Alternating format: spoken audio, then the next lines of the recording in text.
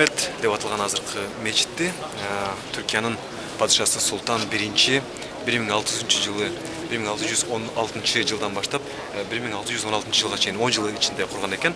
Азыр сиздер көрүп турган бул жапжарык ушул мечиттин бул жеринен аркы жагына адамдар келип намаз окуйт, азыр жазылгандай эле. Бул жагына адамдар жыйналып туруп сууна суктанат экен.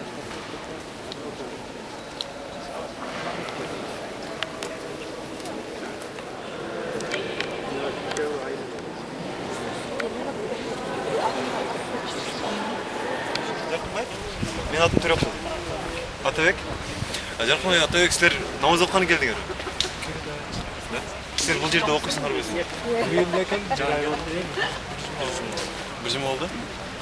Мен өзүм Азаттык радиосунан болом. Азаттык радиосун билесиңер да? Азаттык плюс деген жаштардын программасын билесиңерби?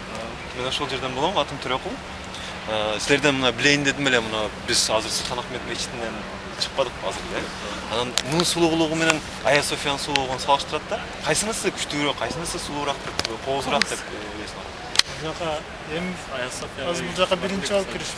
Биринчи жолу кирип атасыз? Эми кадам иштейт. Мен буякта Түркияда, Стамбулда келип, мен ушундай эле мечиттин астында кыргыздарды көрүп калабыз деп ойлогон эмес да.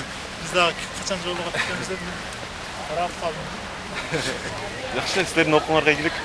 Рахмат силерге.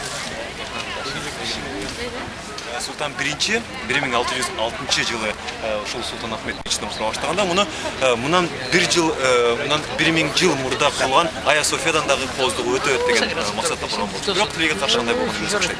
Азыр сиздер көрүп турган кооз мечит Түркиядагы баары бир Ая Софиядан калат.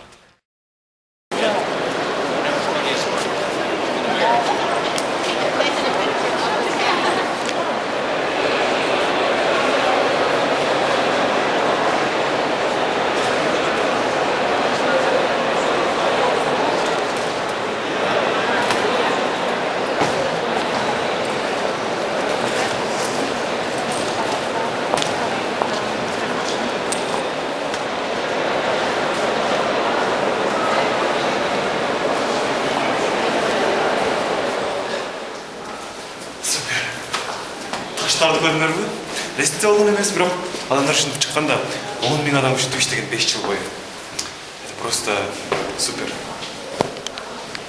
Кайга катасыз? Азыр биз экинчи этажга чыгабыз. Экинчи этажда экинчи каттан аябай жакшы көрүнөт дейт, жалпы көрүнүшү. Бирок өзүңөр көргөндөй мечиттин ичи аябай чоң экен. Бул азыр эми музей да, бул чоң музей болуп калды. Чүркөө дагы эмес, мечиттер эмес, бул чоң эле музей. Мен Беларусьта ушундай баскан элем. Бир жолу Мирский замок деген Есвирдеги замкта. Бирок кичинекей эле болчу буга чейин. Бул дүйнөдөгү 8 кереметтин бири.